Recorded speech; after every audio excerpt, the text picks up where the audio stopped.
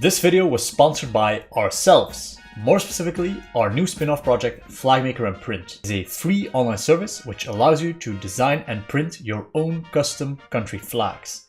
I'll have more info after the video. Enjoy the show, guys. The Victorian Golden Era saw the British ascend to a superpower status the likes of which the world had never seen before. By the dawn of the 20th century, Great Britain boasted an empire upon which the sun would never set, vast territories and populations under her control, resources beyond human imagination, all guarded by the greatest fleet that had ever sailed the seven seas, the Royal Navy.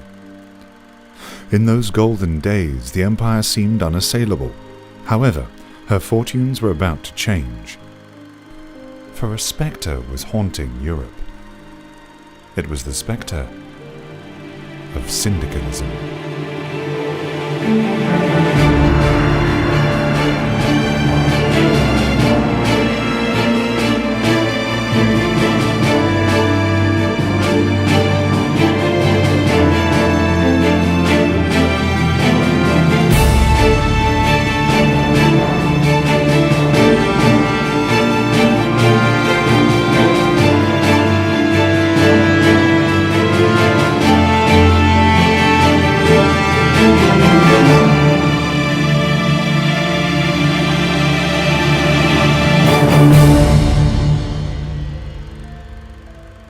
The Great War, believed at first to be a quick campaign to subdue the upstart Germans, began a decade-long process of entropy and finally collapse for the British Empire. At the Somme and Passchendaele, from the jungles of East Africa to the North Sea, the Germans chipped away at Britain's imperial advantage. Into the war, Britain poured the wealth of nations, massive sums in gold and silver, material and lives, all accumulated over centuries of imperial rule, all spent in pursuit of victory. But then the war came to an end with a whimper and without a victory. The war's early optimism was replaced with deep hopelessness. As trains full of coffins returned from the front of a lost war, the people of Britain were forced to ask the damning question: what was it all for? As the new decade brought more hard days, not less, and the debt-riddled government floundered, that question echoed from the Houses of Parliament to the city streets. What was it all for? To most, the 1919 peace with honour seemed anything but. While the cities and towns of England had emerged largely unscathed, Britain nursed a set of deep and debilitating wounds. London, once the world's financial capital, found itself profoundly in debt. The nation's youth, once heralds of a new age, lay scattered in shallow graves. With them died the national spirit, once proud, now broken, tainted by pessimism and despair. While the powerful mourned Britain's lost standing, the poor struggled to scrape by. Demobilization left millions jobless, and the nation's debts ushered in a new age of austerity. Yet, even as the almshouses filled and the breadlines grew, the government found a new object for its spending. Britain's fleet was aging, and with the war's end, German naval programs resumed unabated. To match the Kaiserliche Marine's new Bayern and Mackensen classes, as well as its newer unfinished designs, the Royal Navy ordered a new round of naval expansion. Britain, the government said, could not afford to lose the seas as she had lost continental Europe. In the streets, many struggled to afford the price of bread.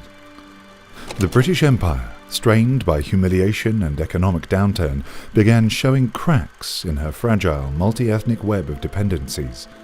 From Dublin to Delhi, the subjects of an empire once thought invincible began dreaming of a future free from foreign domination. The delicate line of dominoes that formed the British Empire had begun to wobble, and Ireland, so close to home, would be the first to fall. Ireland had been a hotbed of discontent long before Britain's fortunes turned in the Great War. Her long-existing tensions had already erupted into open rebellion during the Easter Rising of 1916. Although authorities crushed the insurrection, martial law remained in effect across the island, and sporadic fighting continued as the war progressed. By 1918, attempts to introduce conscription sparked draft riots, heavily depleting local loyalist paramilitaries, the Ulster Volunteers. Sensing their chance, the increasingly separatist party Sinn Féin called for a boycott of the draft and resistance to the Royal Irish Constabulary, causing its leading members and, most notably, its president, Eamon de Valera, to be arrested for conspiring with Germany. The ongoing riots and strikes in Ireland reached a fever pitch at the Home Rule elections in December. Sinn Féin, London's hated enemies, took the election by a landslide and inaugurated their own legislature, the Dáil Éireann. On December the 8th, the Dáil declared Irish independence with German backing. No longer will the people of Eire sit under the jackboot of the English occupant, the London aristocrat, the oppression of the RIC man. Today, we make right our unlawful occupation by the Anglo-Saxon and return Ireland to her rightful owners, her people, her government. This legislature, the rightful government of the Isle of Ireland, hereby declares independence from Great Britain. I call upon every man of Ireland to take up arms against the oppressors. We shall have our freedom, or we shall have death. Erin go bra! When the news reaches Lloyd George in London, the Prime Minister is furious. In a special session of Parliament, the British government moves to eliminate the Irish rebels via underhand and sinister tactics. British troops, fresh from the European front, depart for Dublin, and soon German arms begin to flow into Irish hands. As the war drew to a close in Europe, it would continue with cloak and dagger along many conflicts around the world. Despite harsh words and the deployment of troops, Lloyd George's faltering government is determined to fight the Irish war quietly. British soldiers are only to play a supporting role, alongside the Royal Irish Constabulary and their associated paramilitary units, like the Black and Tans, demobilised soldiers from the Western Front. Nonetheless, following its disgrace at the Treaty of Versailles, George's Liberal government collapses in the December elections and is replaced by a Conservative alliance led by Bonar Law. As Law's new Conservative government takes power, he vows to crush the Irish Revolution decisively. The limitations placed on British troops are removed and direct action is encouraged. The violence escalates rapidly, and soon the River Shannon runs red. Lurid tales of atrocities reach London, shocking the populace deeply. Law's approach is fueled in part by fear and desperation.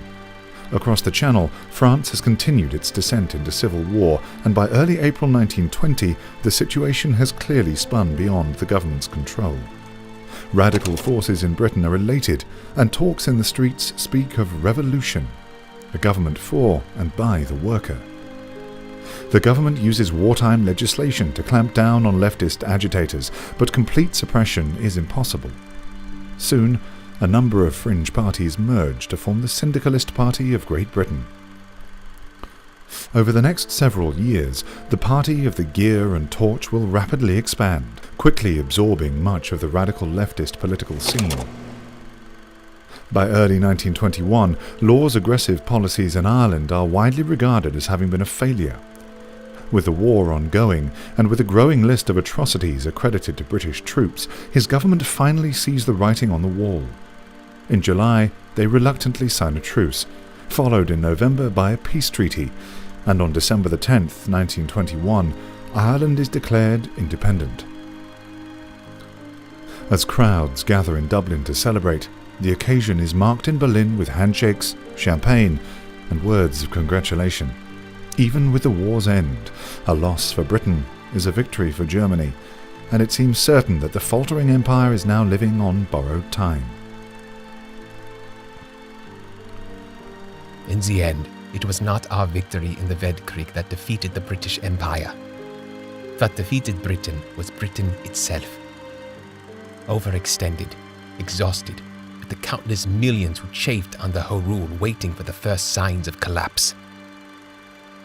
It then pains me greatly to see our own Reichstag make the very same mistake, not a decade later. How many British colonies can we absorb before the Reich is stretched to her limit? What use is a world empire if a tiny spark can burn it all down? in a heartbeat.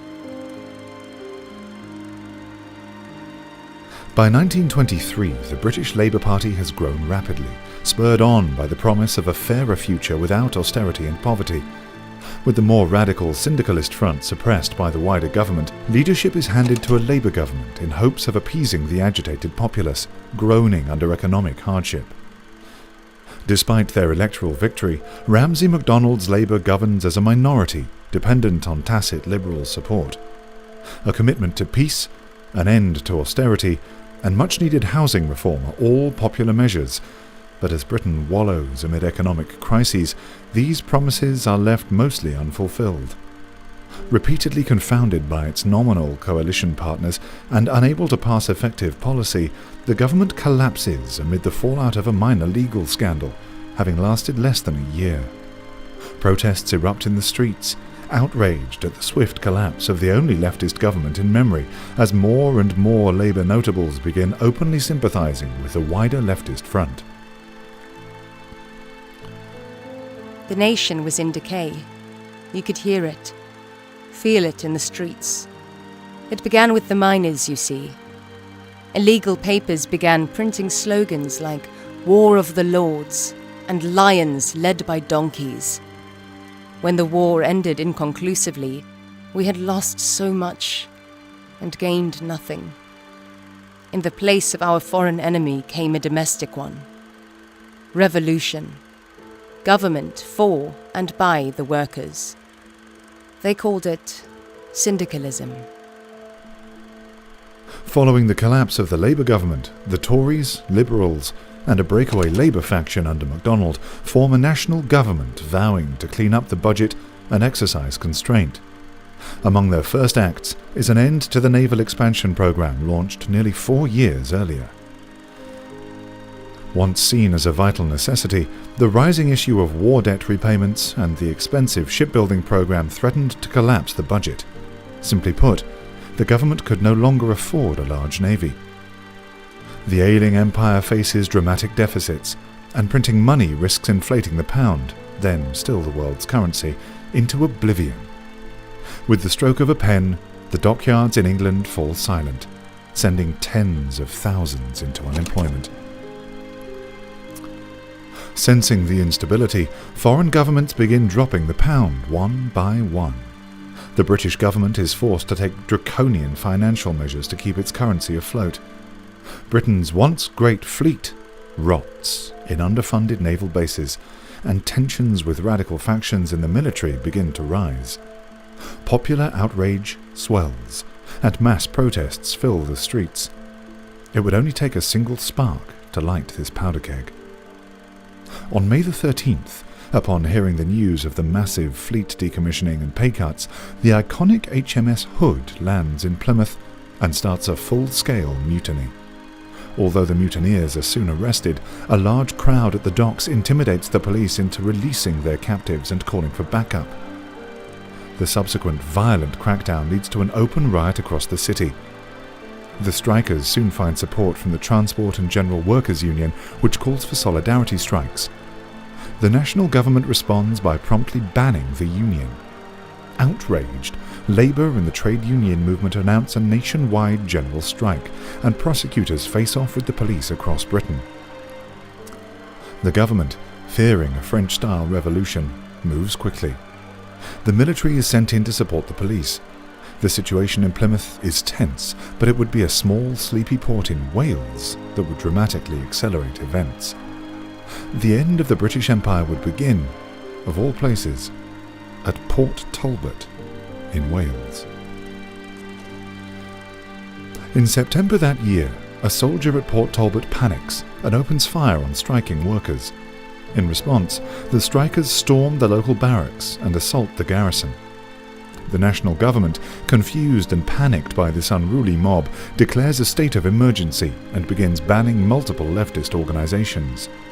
Labour MPs that speak in favour of the strikers are arrested in the Commons and charged with sedition, a major breach of parliamentary privilege. With blood flowing and violence exploding across the nation, the government mobilises the Territorial Army.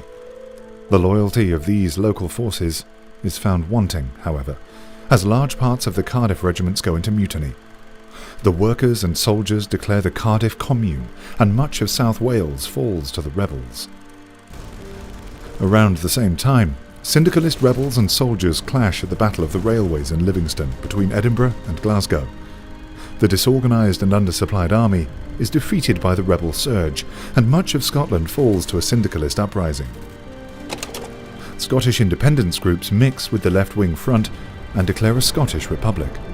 Across England, police officers and soldiers desert their posts. Liverpool declares itself a free city and falls to the rebels by December. She is joined by Manchester on Christmas Day. The Home Isles are tearing at the seams, with tense firefights erupting over key points. The British Civil War has begun.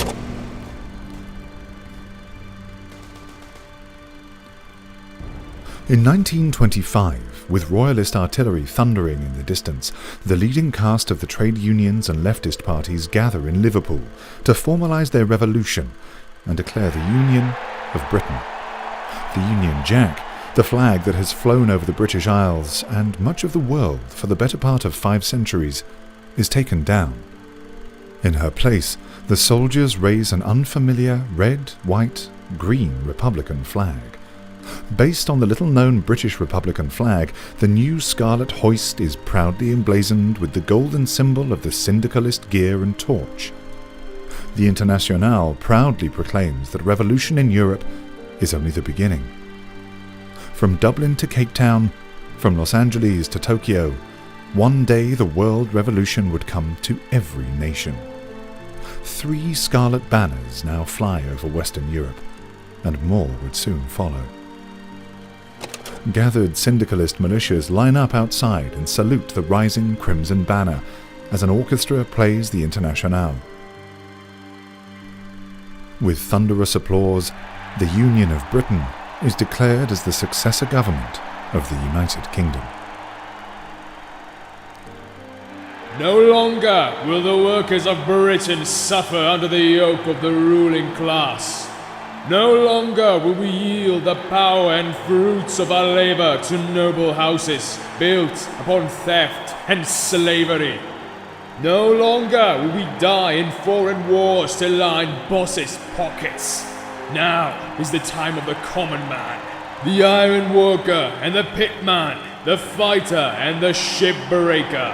Now we build the workers' state, a union of Britain.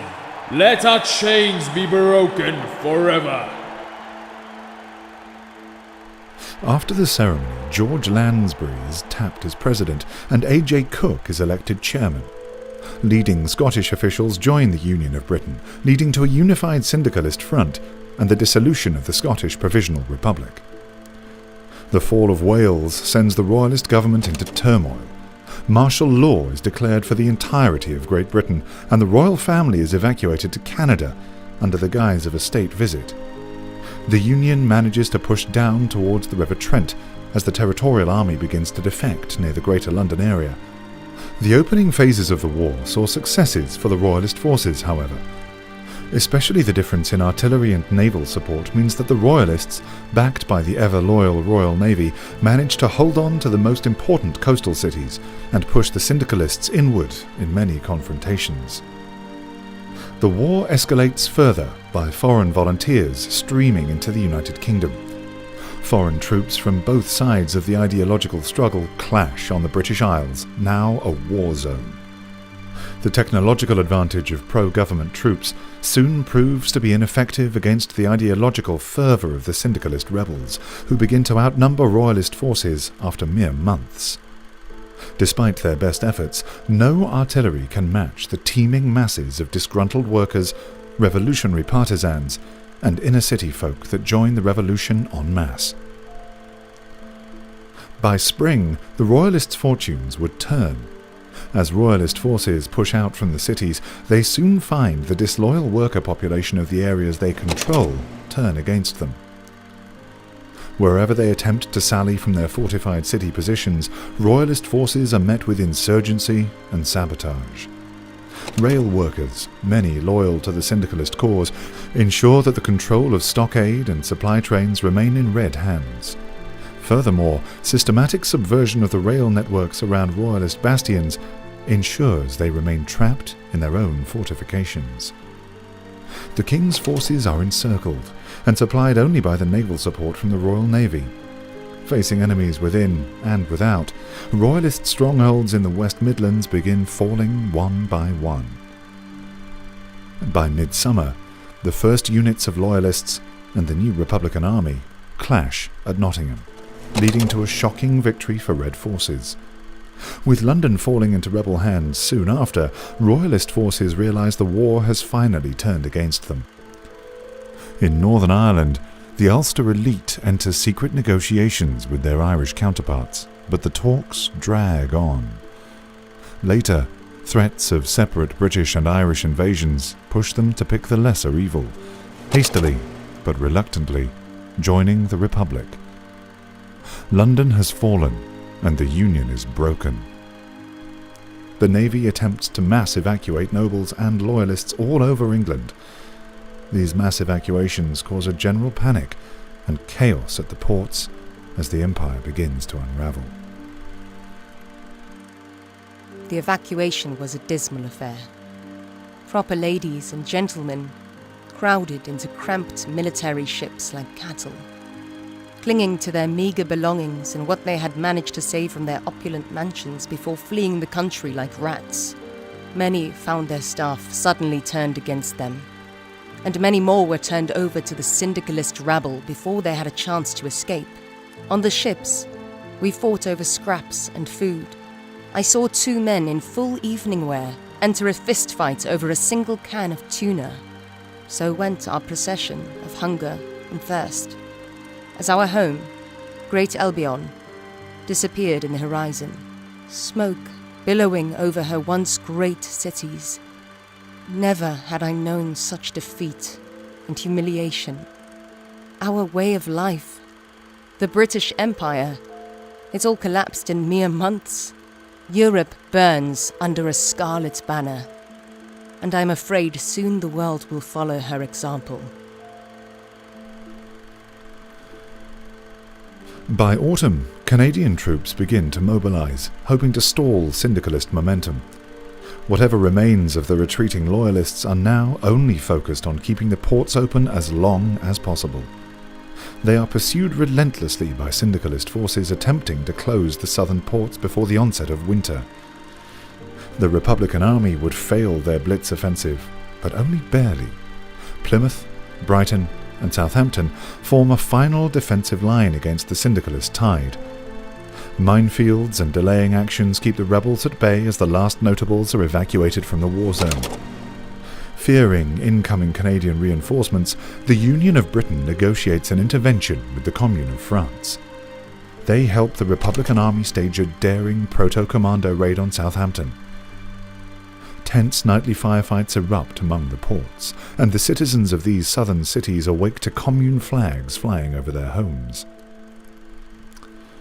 Fearing imminent French invasion, the government abandons its positions and officially declares its intent to pull out of Britain. Soon, syndicalist forces have raised scarlet banners over all the cities of England proclaiming their victory. The revolution has been won. Great Britain, the eternal empire, had collapsed. Across the Channel, the German Empire saw her final victory at last, but perhaps not the one she went looking for a decade earlier. Her hated enemies were in ruins, yes, but replacing the flawed democracies of France and Britain were new, revanchist, syndicalist states, with world revolution as their overriding goal. This threat, and all it implies, would define the rest of the 1920s and beyond. In the Union of Britain, however, those who favour what remained of the former government have only seen the beginning of what their new government portends. In 1926, with the Home Isles secured, former Labour MP and now Deputy Chairman John Wheatley establishes a secret police force called Special Operations Executive. The SOE takes office in Vauxhall and reports only to the Deputy Chairman of the Union. An internal security organisation dedicated wholly to ideological purification the SOE's actual size and operations become wreathed in secrecy and fear. Not long after their formation, remaining nobles in the home islands, deemed reactionary threats by the new syndicalist government, begin disappearing one by one. Black trains cross the British heartland with no travel manifest or destination. The British Red Terror has begun. The Terror becomes a grim reminder of the cost of civil war, and marks the end of the social democratic dream of the Labour wing of the Union's leadership. Appalled by the news of the SOE's formation, Union President Lansbury resigns from his post. From the memoirs of G. Lansbury. In 1925, a darkness began to spread over our Union. Our dream of a social revolution for and by the worker was corrupted by radicalists into a rehearsal of the Jacobin nightmare of the 1700s. It pains my heart to see the party fall to such depths of ideological depravity, bringing fire and death to its own people. I see within London today figments of the failed Bolshevik revolution a few years ago, and warn our members that syndicalists should not repeat the mistakes of the communists. You cannot shake the devil's hand and say you were only joking. What remained of the British government proper congregated in Canada, vowing to one day reclaim the home isles from syndicalist mob rule. However, Britain's expansive colonial empire could not endure without a government in London. Even before the evacuations began, it had already begun to splinter, as scattered and often confusing reports filtered out to the wider empire. With the head cut from the snake, the dominions turned inward and committed to their own defence. The colonies, abandoned and freed from the shadow of the Royal Navy, entered a period of upheaval. India, once the empire's crown jewel, finally collapsed into civil war between British-aligned forces and independence-minded revolutionaries. British settlers, threatened by native majorities and fear of syndicalist agitation, abandoned by their government and the dominions alike, soon found themselves looking to Berlin to replace the Royal Navy's stabilising influence. In a cruel twist of irony, Germany had become the sole defender of the imperial order she once sought to usurp. Her status as a superpower remained unchallenged, but now the rising syndicalist tide threatened to undermine her very foundation, constitutional monarchy, and the underpinnings of empire. Slowly, the legacy of the Weltkrieg became clear for all to see. Germany emerged out of the Weltkrieg on the path to great power status. However, she would be challenged on every continent by syndicalist nations and uprisings. Leftist insurgencies sprung up all over the globe, destabilizing Germany's tenuous new grasp on power, and ushering in a new age of revolution. Across the world, battle lines were beginning to form. The answer could only ever be a new Great War, a new Weltkrieg. In the new age beyond the horizon, the sun would rise over a new empire upon which it would never set, or it would rise over a world beneath the Scarlet Banner. To be continued.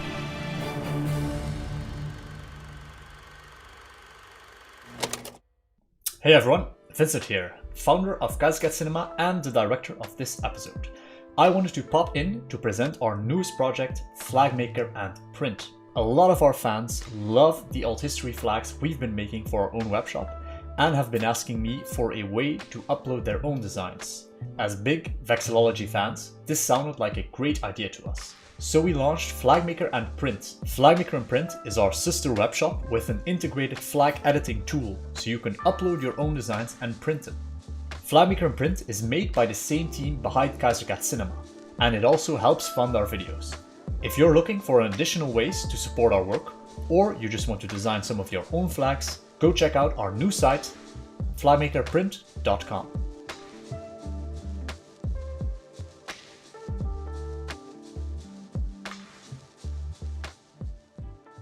What if Germany had won World War I?